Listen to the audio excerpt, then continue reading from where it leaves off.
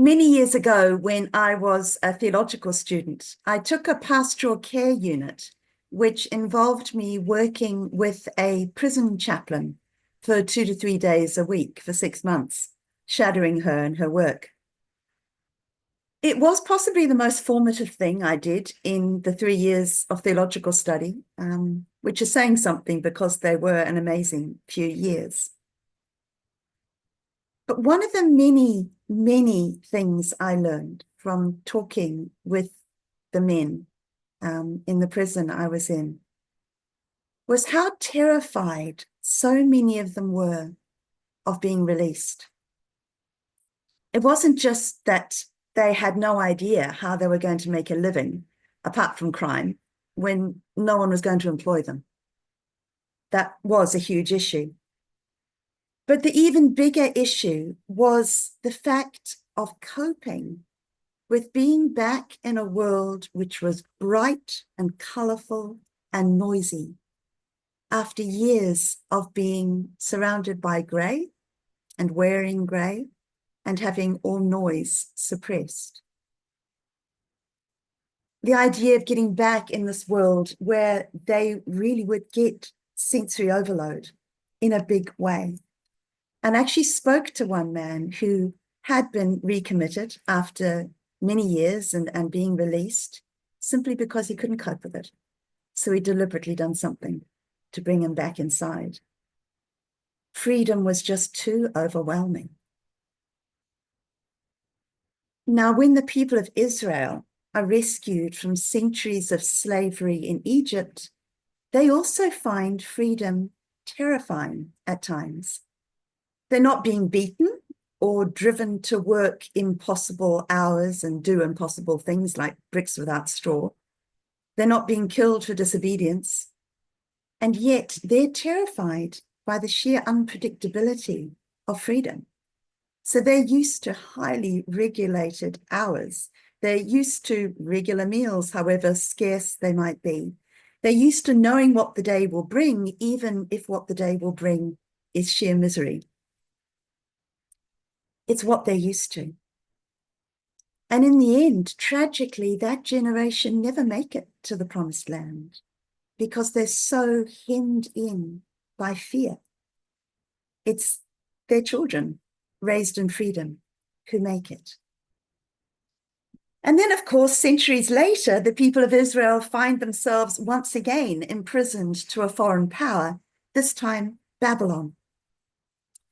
Many years pass, and then Cyrus the Great comes in, and he's got a policy and takes over Babylon. He's got a policy of returning captured people to their homeland. And so the people of Judah are told that they can go home and rebuild Jerusalem. Now, wouldn't you think they'd leap at that chance to return to their own land to be free? And some did, but others, like the people that Isaiah is addressing in today's reading, hold back. They're hesitant. They're scared because captivity might be miserable, but it's a misery they're used to. It's familiar. They're not sure that they dare make the journey to this Jerusalem, which most of them have forgotten anyway. So God pleads with them. And the plea is both practical and particular to those people. And also, I think, one of the central cries of God throughout history. Here is freedom.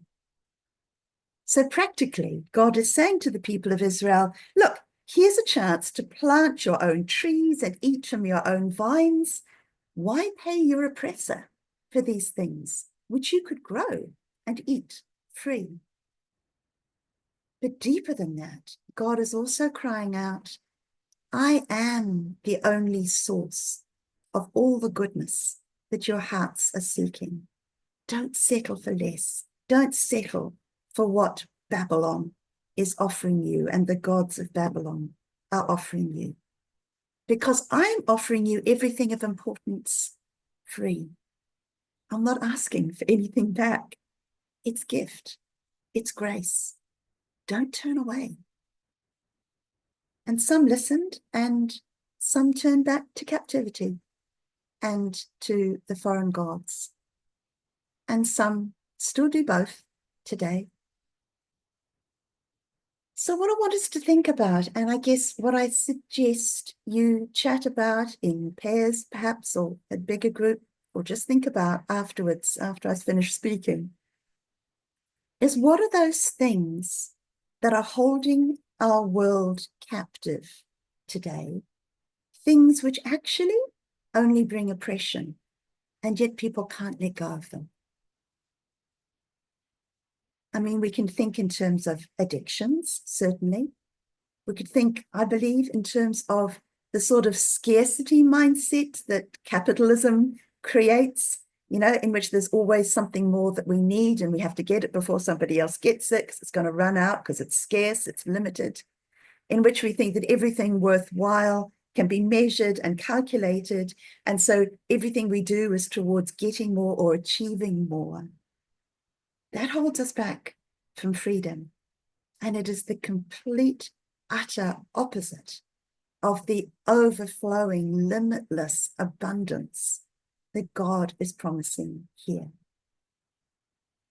But I think also on a kind of individual scale, it's resentments and hatreds and divisions and things we can't forgive and fear.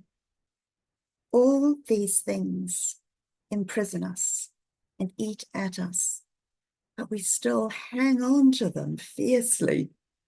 Subconsciously, we're convinced that imprisonment or resentment or fear is somehow safer than the price of letting them go.